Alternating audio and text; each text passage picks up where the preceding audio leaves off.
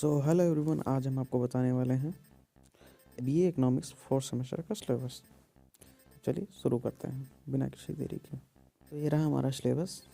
इसमें जो first paper है मनी एंड बैंक, ये माइनर और मेजर दोनों के लिए है।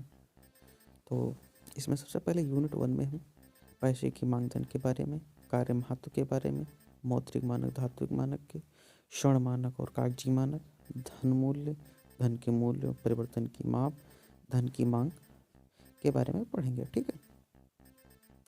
और फिर आता है शास्त्रीय दृष्टिकोण और कीनेशियन दृष्टिकोण। ये जो टोटल है हम फर्स्ट यूनिट में पढ़ेंगे। ठीक है।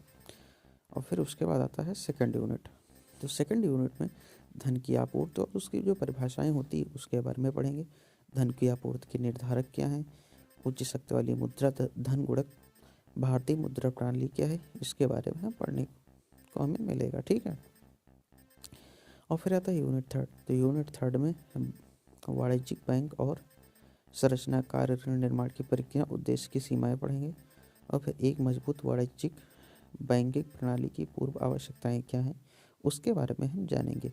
बैंकों की देनदारी संपत्ति, एटीएम, इंटरनेट बैंकिंग क्या है, कोर बैंकिंग, राष्ट्रीयकरण के वाणिज्यिक बैंक में प्रगति जो है का महत्वपूर्ण मूल्यांकन, भारतीय बैंकों में जो हाल ही में सुधार हुआ है उसके बारे में यूनिट थर्ड में पढ़ेंगे। ठीक है। फिर आता है यूनिट फोर्थ। तो यूनिट फोर्थ में सेंट्रल बैंक जो विकसित और विकासशील देशों में केंद्रीय बैंकों की भूमिका क्या है तथा केंद्रीय बैंकों के कार्य क्या है, भारतीय रिजर्व बैंक क्या है और उसकी भूमिका क्या है, इसके बारे में हम पढ़ेंगे। ठीक है।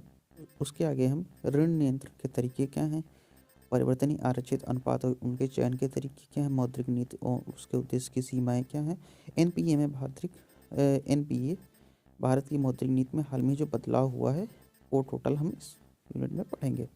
और इस तरह से हमारा जो है फर्स्ट पेपर कंप्लीट हो जाता है। और फिर सेकंड पेपर आता है उसमें जो कि मेजर वालों के लिए, इसमें हमें इंटरनेशनल इकोनॉमिक्स पढ़नी है। ठीक है।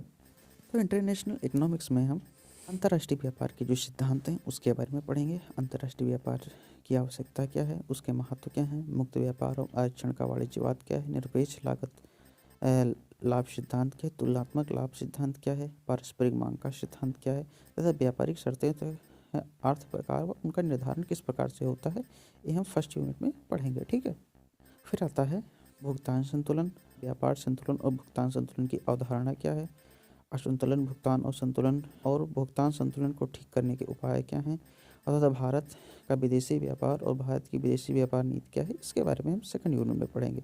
फिर आती है थर्ड यूनिट। तो थर्ड यूनिट में हम विदेशी मुद्रा और विनिमय दर के बारे में जानेंगे कि क्या होता है। अब बात आती है विदेशी विनिमय दर का अर्थ क्या है और उसके प्रकार कौन कौन से हैं, और आंकी गई लचीली संकर्षण मानक और अंतर्गत विदेशी विनिमय दर क्या होती है उसके बारे में जानेंगे। क्रय शक्ति क्षमता सिद्धांत और विनिमय दर का आधुनिक सिद्धांत क्या है उसके बारे में हम अच्छे से पढ़ेंगे।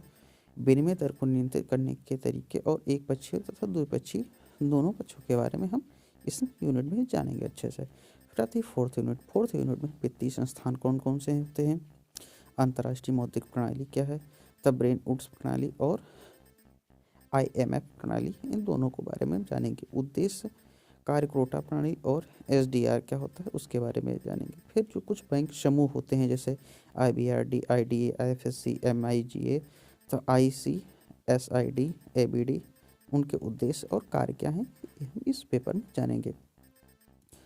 तो इस तरह से रहा ये हमारा सिलेबस, जो उम्मीद करता हूँ आपको अच्छे से समझ में आ गया होगा। आपको वीडियो अच्छा लगा हो तो लाइक शेयर सब्सक्राइब कीजिए। Thank you.